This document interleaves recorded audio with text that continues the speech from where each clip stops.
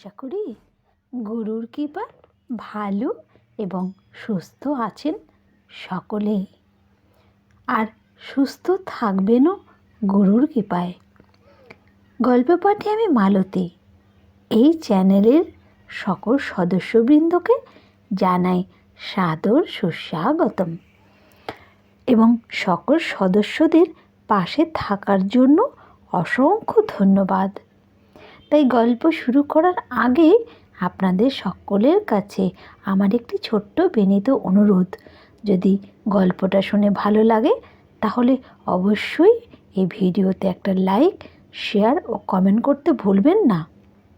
এছাড়াও এখনও অবধি যারা গল্পের মজলিস চ্যানেলে সাবস্ক্রাইব করেননি তারা অতি অবশ্যই সাবস্ক্রাইব করে বেল নোটিফিকেশনটি অন করে রাখুন, যাতে ঠাকুরের বিভিন্ন রকমের গল্প, অজানা কাহিনী আপনাদের সামনে তুলে ধরতে পারি এবং আপলোড হওয়া মাত্রই তার নোটিফিকেশন সবার আগে আপনাদের কাছে পৌঁছে যায়। জয় রাম, জয় গোবিন্দ, জয় গুরু। পরমদয়াল গুরু মহারাজের শ্রীচরণে জানাই শতকোটি প্রণাম। ঠাকুর আমাদের মঙ্গলময়, তিনি যে সকলের মঙ্গল কামনা চিন্তা করেন। আজকে আপনাদের সামনে নিবেদন করতে চলেছি শ্রী মহেন্দ্রচন্দ্র চক্রবর্তীর লেখা শ্রী শ্রী রাম ঠাকুরের জীবন কথা থেকে। চলুন শুরু করা যাক। দামোদর মুখোপাধ্যায় বলিয়াছেন, তাহার শান্তিপুর স্থিত নিজ বাড়িতে ঠাকুর মহাশয় কতক দিন বাস করিয়াছিলেন। তৎকালীন ঠাকুরের দুই একটি বিভূতির পরিচয় তিনি নিজেই পাইয়াছেন। তার বাড়িতে জ্যাঠা গোপীনাথের নামে এক বিগ্রহ প্রতিষ্ঠিত ছিল। ঠাকুর মহাশয় গোপীনাথের সেবা পূজাদি করিতেন।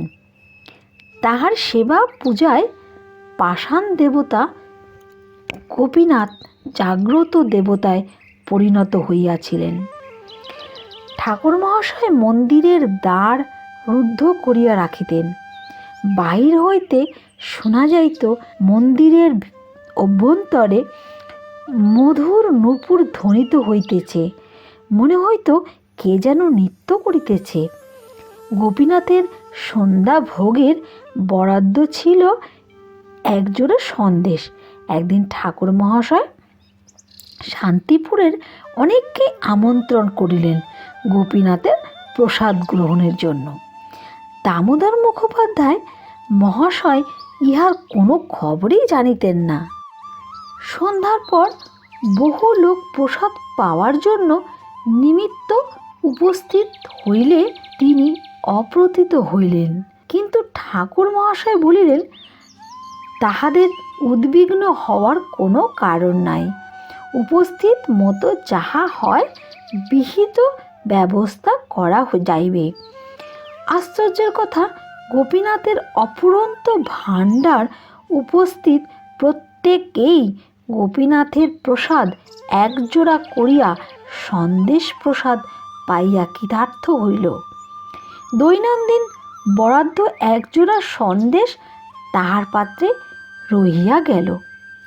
সকলে ইহাতে চমৎকৃত হইলেন। দামোদর মুখোপাধ্যায় মহাশয় বলিয়াছেন, ঠাকুর মহাশয় তৎকালে সূক্ষ্ম দেহে বিচরণ করিতেন। একই সময়ের কলকাতা ও সিমলার ঠাকুর মহাশয়কে দেখা গিয়াছে। তিনি একবার আমাদের বাড়িতে আসিয়াছিলেন। ঠাকুরের গর্ভধারিণী বলিয়া ঠাকুর জননীকে যথেষ্ট সম্মান প্রদর্শন করিয়াছিলেন। দামোদর মুখোপাধ্যায় মহাশয়ের জ্যেষ্ঠ ভাতৃবধূকে আক্ষেপ করিতে শুনিয়াছি। আর কি রামের দেখা পাইব না, আর কি তাহার মধুর কথাও শুনিব না। ঠাকুরের দর্শন লাভের জন্য তাহারা কতই না ব্যাকুলতা দেখিয়াছি। বস্তুত যিনি একবার ঠাকুরের সঙ্গ লাভ করিয়াছেন তিনিই জানেন ঠাকুর কত বড় আপনজন। এইভাবে শান্তিপুরে কতক দিন থাকিয়া ঠাকুর মহাশয় আবার কোথায় চলিয়া গেলেন। এই ছিল আজকের নিবেদন। কেমন লাগলো নিবেদনটি তা জানাতে কমেন্ট বক্সে ভুলবেন না কিন্তু। এরকম আরও গল্প আপনাদের সামনে নিয়ে এসে হাজির করব। এরকম অসংখ্য ঠাকুরের গল্প আছে যেটা আপনাদের বলে আমি শেষ করতে পারবো না, তাই যতটুকু সম্ভব ততটা বলে যাব। এ কথা এক জন্মের কথা নয়, এই যে কথা বারে বারে জন্ম নিতে হবে। তাই পরমারাধ্য প্রাণগুরুর চরণে জানাই সাষ্টাঙ্গ প্রণতি।